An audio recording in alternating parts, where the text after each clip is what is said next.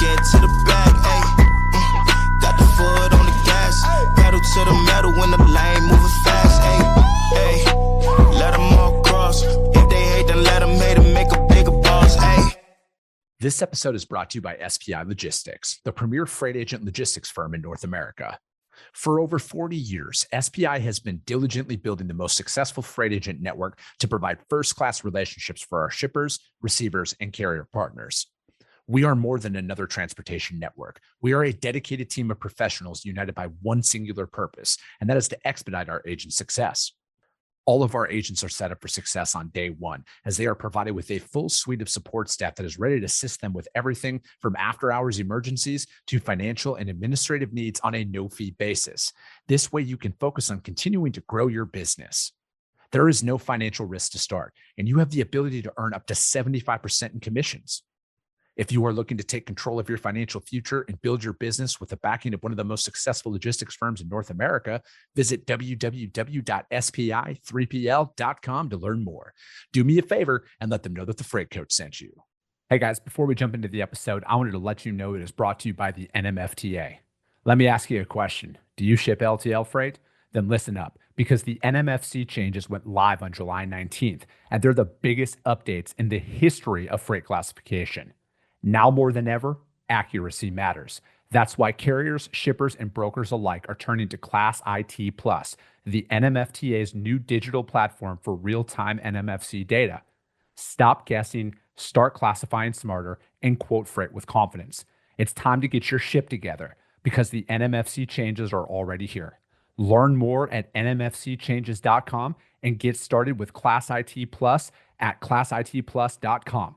Just do me a favor and let them know that the Freight Coach sent you.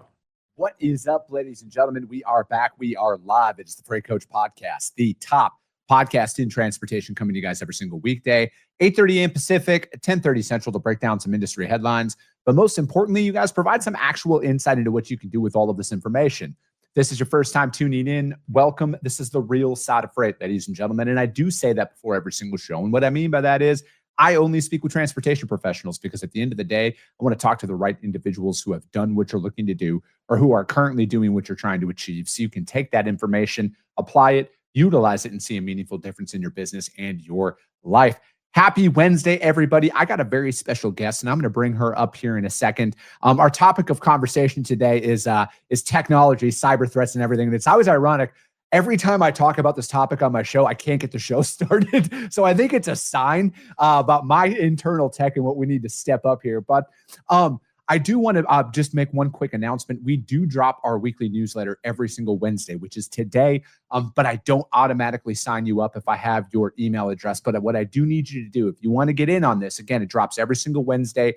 We just talk about freight. I need you to go to thefreightcoach.com, though. It'll auto prompt you to register for it, and you guys can take it from there. But anyways, you guys, today's topic, cyber threats inside of transportation. You guys know I'm going to be at the NMFTA Cybersecurity Conference in Austin Monday and Tuesday of next week, which if you guys aren't already registered, you should register for that. And my guest today is also going to be there, and we're going to talk about a topic we are both very passionate about. So I have Melanie Padron back on the show. Melanie, thank you so much for taking the time to join me today.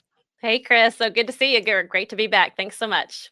Oh, no, I'm glad you're on today, and I'm really looking forward to meeting you in person next week. It's not very often in today's world where you get to actually meet everybody that comes on your show like this. But so what's been new on your agenda here? It's been a while since you've been on, and we're both very passionate. I'm becoming more and more passionate about cybersecurity. You live and breathe it every day, though.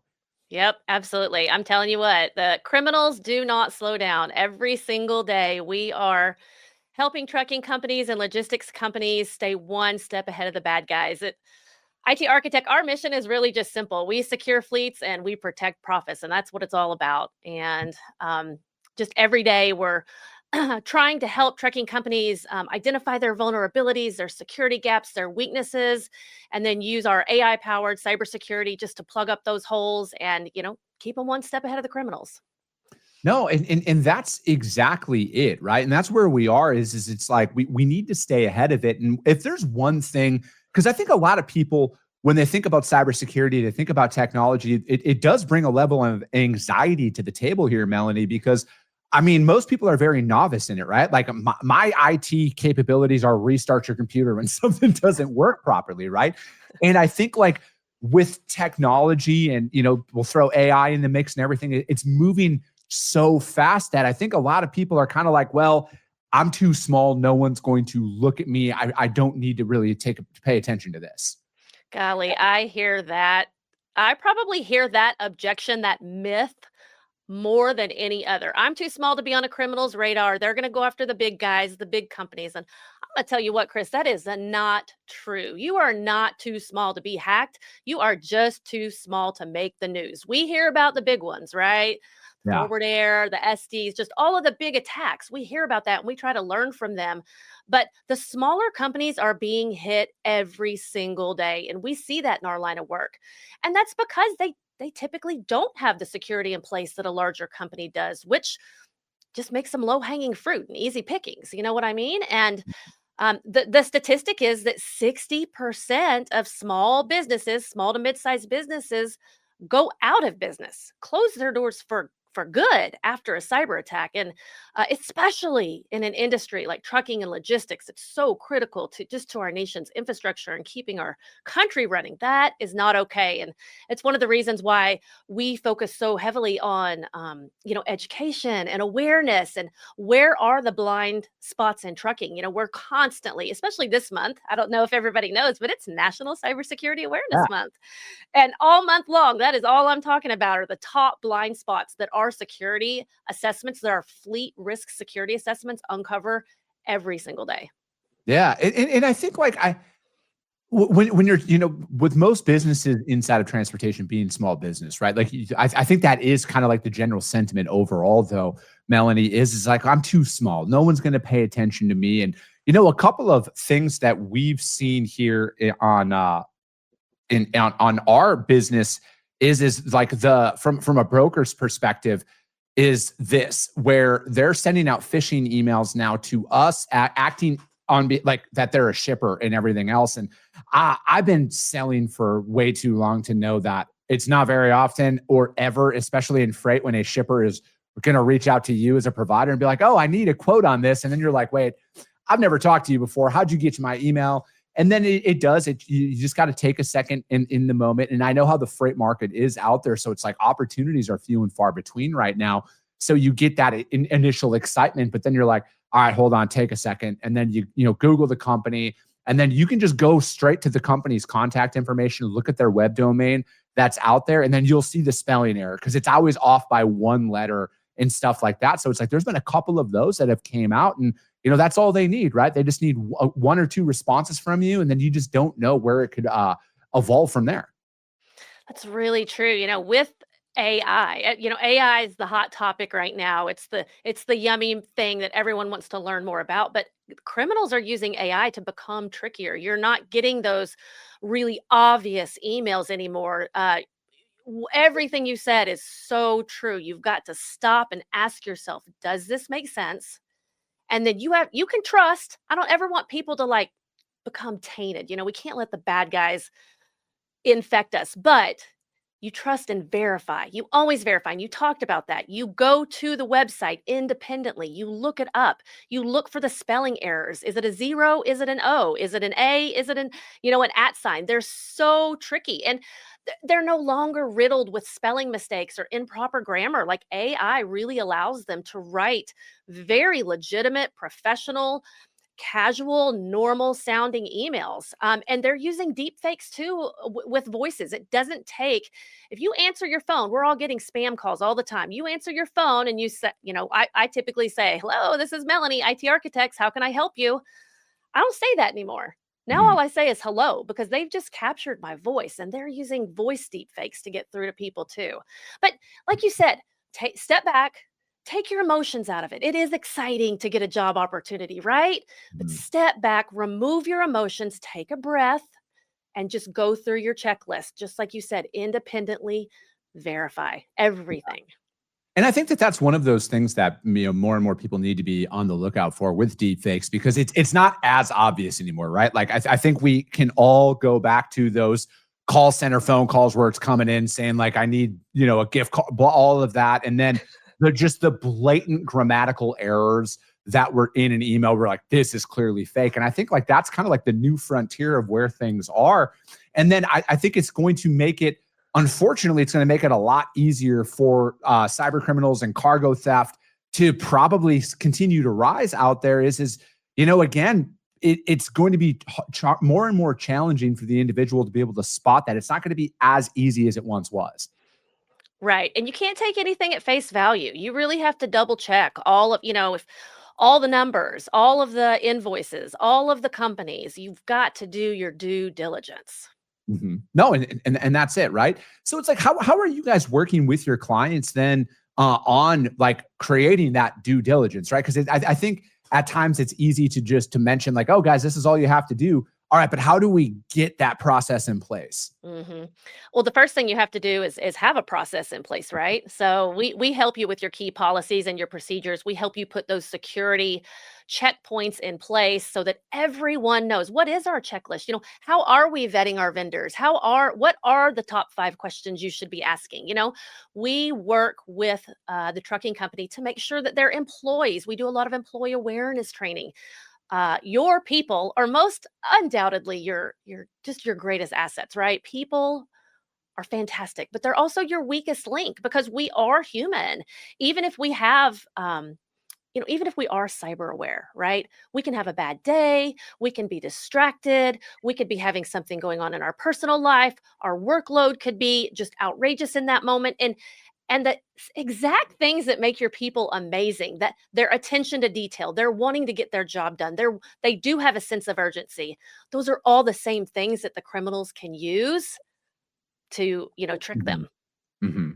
What are some of these things that you guys are going to be discussing at the cybersecurity conference next week in Austin? Are you guys going to be participating in any of the tabletop exercises, or do you guys have a full-on presentation? So we are sponsoring the conference, Yeah. actually. We will be out in the, during registration, we'll have a table out in the registration area. We would love for everybody to come.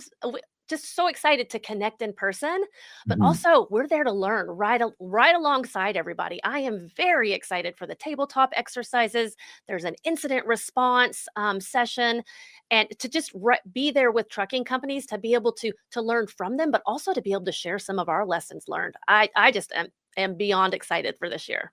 I think that that's been my absolute biggest takeaway over the years of going to this event is the absolute collaboration that happens out there. And, because it probably happens at a higher level at this conference than others, because it's not like people view each other as like competing sales reps, right? Because like as a sales rep myself, yeah, you're out there and you're friendly, you're talking to people at conferences, but you're also like, I can't divulge too much information because then they're going to possibly take my customers. And I think like when you're on the IT and tech side of things, people are way more open about, hey, this is what our critical tech infrastructure looks like. This is what we're doing to stop a lot of this stuff. Because again, unfortunately / fortunately, there's been some cases that have happened here recently that are highly publicized in our industry where it's like, hey guys, this is what we learned. This is how you guys can protect yourself from it. And that collaboration piece is the thing that I think amazes me the most in going to this event. It's very heartwarming. Trucking isn't just an industry. We're family. And Yeah. when we protect a single trucking company, we protect everyone. And so to have this environment, even within a company, I always say you have to create this see something, say something environment where it's safe for everyone to immediately say, hey, I got an email and I clicked on it. And now, all of a sudden my spidey senses are going off and something's not right. We have to create this environment where people feel safe sharing, not just safe, but where they're rewarded for sharing. Because in a cyber crime, in a hack, in a ransomware, timing is everything. And the sooner you report something, the sooner we can contain it and isolate it and, start to remediate it. And I think it's the same way with the industry as a whole. When we get together collaboratively and put our minds together, when we're learning from each other, hey, look out for this. Hey, this is how we recovered from that. This is how we're doing our backups. Those things that everyone can learn from benefit the industry, our country, the families that are depending on us. It's so refreshing. It's one of my favorite things about the conference.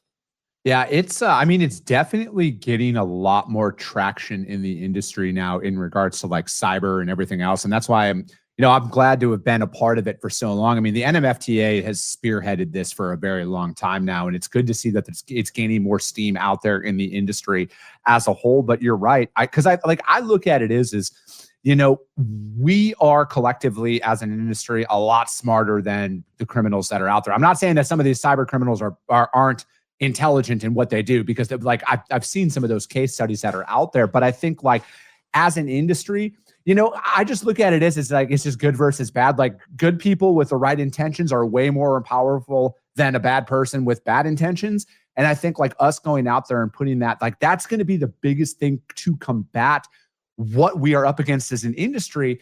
And then especially like when it comes down to like freight theft and everything else that's going on out there, like I talk about this on the show often. Having standards for selling your freight is the best defense for criminals out there, because they don't want to have to work hard to get that access to that information, right? Like they want that rep who doesn't care about the load that they're selling, that just blatantly puts the information out there. Then they have the bill of lading, and then that's all they need, right? Then they can go out there and double broker it, reroute it to a warehouse in LA, whatever that looks like, right? And that's why and this is just what I've learned throughout the entirety of my career. And this is somebody who's been selling freight for a long time. I currently book freight. That practice, I think, is the most tried and true method out there is when you have standards and you ask a bunch of questions to your providers, it will frustrate the ones who don't want any part of it, right? But it also, on the flip side, it attracts the right carriers, because the ones who are running a legitimate operation, they need to make sure that it's 26 pallets, 42,000 pounds. They need to know about those appointment times because they have other freight that they need to get access to. And that's why I think it kind of creates, I don't want to say harmony, but like it creates that environment where you're going to attract the right carriers for your freight. And you should, in theory, I'm not going to say it's going to take care of it, deter any of those fraudsters from even wanting to talk to your company, because they're like, oh, they make us work way too hard to get access to anything. We don't want a part of that. Chris, that is so smart. We cannot make it that easy for the criminals. Don't skip steps. You just said it. Yeah. Follow your process. Don't skip steps. Make them work for it. Yeah. And that's exactly it, right? But again, it's having a plan in place. And I think a lot of it is it's that frontline experience, Melanie, of sitting in the seat and kind of noticing those patterns, right? I think pattern recognition is very key, because the strategy on that end hasn't changed much, right? At least from my seat. Because to me, it's very evident when you're talking to somebody on the phone, whether they know what they're talking about or not. And I'm not going to put the information. I will talk to anybody privately about this. And when I say privately, in person, if you know me and you see me at a conference, I will tell you everything that we do. I'm not putting it out here on my show anymore, because I feel like it's given away too much. But it's just very basic questions that every real trucking company knows the answers to. And those are those red flags that pop off in my head. If you can't answer that to me, I don't even care. Like you're not going anywhere near my customer's freight, no matter what I could potentially be making in that situation. And again, I think like that is going to be the most tried and true method to combat and fight a lot of this stuff, at least on the freight fraud and double brokering side of things. Yeah, no, I would agree with you. Having those and having those processes in place, making sure everyone in your company knows what the process is. Don't skip steps. And then on the flip side of that, because no amount of security procedures can stop all hacks. They are so sophisticated. They are advancing at such a rapid rate. For the ones that do slip through, first of all, this is not about embarrassment. This is not about shame. This is about action and having an incident response plan. Not just having one, but having a practiced one. A well thought out, practiced incident response plan can make all the difference in the world. When that hack happens, what is your first step? Yeah. Do you know who to call? Mm-hmm. Do your people know what to do? Have you practiced that? That in itself, and having a partner, having a security partner. Listen, we love IT people. We work with IT departments all the time, but having an IT person does not mean you have your security expertly managed and handled. Next to the I'm too small myth, the other myth I have to deal with is I have an IT guy who handles my security. I'm not saying they can't handle your security, but man, IT departments are busy. They are your boots on the ground. They are keeping your company running and your printers turned on and everything hooked up and plugged in. And if you're stacking cybersecurity on top of them, sometimes cybersecurity can be just that one extra thing, just the straw that breaks the camel's back, and it's not getting the exact attention or the Mhm. expert management that it needs. And in today's day and age, you have to be expertly managing your security. And bonus points if your security people are also experts in your industry, if they Mhm. speak your language, if they know how your business works. That is an advantage too, because I'll tell you, just as an example, we had a trucking company come to us not too long ago, and they had an IT department who they thought was managing their security. So the IT person had you talked about red flags and security alerts. They had been going off for a year, but were going to a folder that no one monitored. They were misconfigured security alerts. And that's one of the top blind spots we see in trucking today.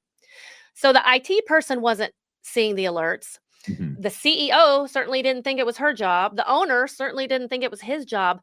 And what forensics later determined was that criminals from Vietnam, Russia, and China had been in their system for over a year. The first criminal gang got in there, lived off the land for a year, did reconnaissance work, gathered information until that was valuable enough that they sold it to a second criminal gang that specialized in ransomware that dropped the payload. So Mhm. you've got to have your IT and your cybersecurity working together, and they are absolutely two separate and distinct specialties. Mhm.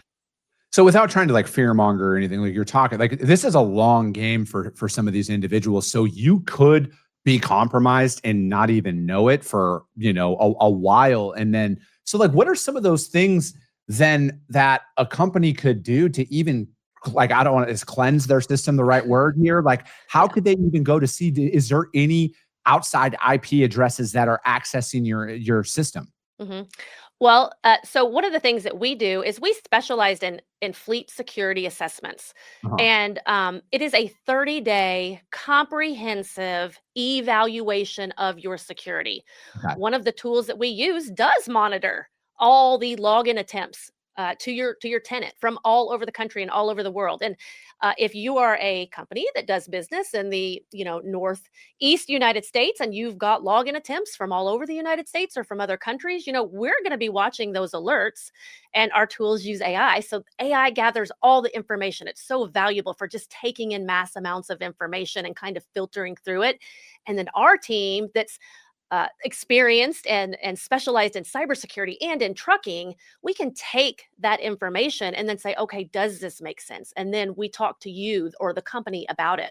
So, absolutely, I would say start with a risk assessment. Your own IT department cannot grade its own work. Yeah. The DOT doesn't let you certify your own truck. So why would you treat your cybersecurity any differently? You really need that independent set of eyes looking at your IT and looking at your security, bringing that fresh perspective. And then we're going to deliver all of that information to you in a report so that you can begin to prioritize that and work with your IT department, or hire us or go to another MSP or security Yeah. provider, and whatever it is. But that 30-day assessment gives you that snapshot of your company's security, assessing your people, your applications, your network, your data, and just telling you where those security gaps are. So are you guys out there, like, I look at a lot of transportation companies, they have a TMS, they have load boards, they have rating software, they have a bunch of third-party vendors that they are using. Are you guys testing that as well to see like are there any third-party vulnerabilities that could be affecting your operations? Yes, one of the things we do is help you manage your key vendor relationships. Gotcha. You're the expert in running your logistics company or your trucking company. We're the experts in security. So we're the ones going to the table with all of your vendors and making sure those security conversations are being had, and they're being had by experts. And we're looking at, if you're a company, we're looking at how is your company working with ours. If it's an application, we're looking at how is that application accessing your data, and how are we giving data back to that application, and is it just the right amount, and is it just the right way, and is it in a zero trust environment? We only give people and companies an application access to what they need to do their job and no more. It's the principle of least privilege. Yeah, it's, I look at a lot of where things are currently at, right? And, with advancements in technology that are out there and companies being, more and more relied on it to operate. I think like that's one of the things that is always kind of top of mind for me is it's like if we're going to sign up for a third party vendor at all, what cyber policies do you guys have in place to ensure that our information is safe, right? Because I mean, have you guys seen that ever, Melanie? Again, I'm not trying to like fear monger here at all, but like, have you guys seen that where you're like, hey, your guys' biggest threat is actually this vendor. We found these vulnerabilities inside of their system, and it's going to be very easy for somebody to come through that. I'll tell you that third party vendor security is one of the biggest issues right now. Criminals know that if they hack one third party vendor, they gain access to hundreds or thousands of other companies. Yeah. Yeah, it's a bigger hack and it may take a little more time, but as a criminal, do you want to hack one trucking company or do you want to hack one vendor that's going to give you access to thousands? Mhm. I mean, they know this and it happens all the time. And so you really do have to vet your vendors. You have to ask them, what's your security policy? If you go down, how is it going to affect my company? What is your response time? What is your notification time to me? There's actually the NMFTA just put out a really great, they do so much great information. There's a guidebook or kind of some best Yeah. practices on vetting vendors. I would encourage everybody to go out to their site and download that report. I've also done some videos and written some blog posts and articles on it. But you do need to have a process in place, or you need to have an MSP or a security team vetting those vendors for you and managing those key vendor relationships. Yeah. And so, I mean, I guess my, a follow-up question here, Melanie, is are some of the smaller companies out there too small for you guys, right? Like, I think that's another thing too, is again, like, you're not going to want to work with us. We only have 2 trucks or something like that. Yeah. So we actually have peer partners that we work with that do specialize in like 1 to 9 trucks, and then Yeah. others that specialize in mid-sized trucking companies. So there is a place for everyone, and everyone in trucking, whether you're an owner operator or whether you have a fleet of 500 trucks. Everyone. In fact, the NMFTA has best practices for different size trucking companies. Mhm. Go out there and download those best practices and start walking through them. And then if you need an MSP to help you, which you will, Mhm. absolutely call us. If we can't help you, or if you're not just our, specific ideal client size, we have other MSPs that that have the same security first mindset that we do, that absolutely can help.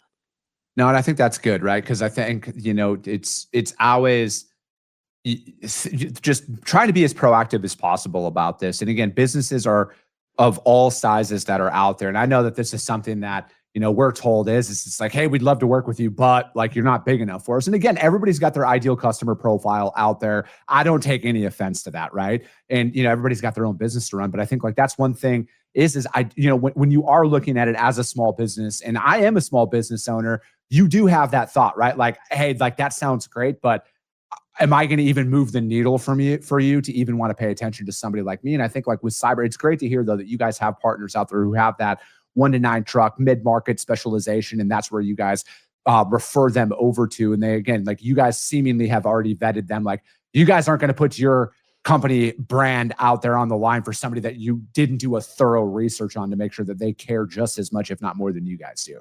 Exactly. Exactly. No, Yep. that's As far as it depends on me, and as long as I have a voice, I am not letting a single other trucking company close down. We worked with a 95-year-old trucking company. They were already financially distressed, but they were hit with a cyber attack. Mm. And we will never forget the panic in their voice when they called us that night. We worked for weeks, actually months, trying to recover them. But because they were already operating on a minimal IT budget due to financial constraints, they didn't have any backups. They had really, I'll say, no cybersecurity. It was awful. And so we managed to get many of their core operational systems back up and running.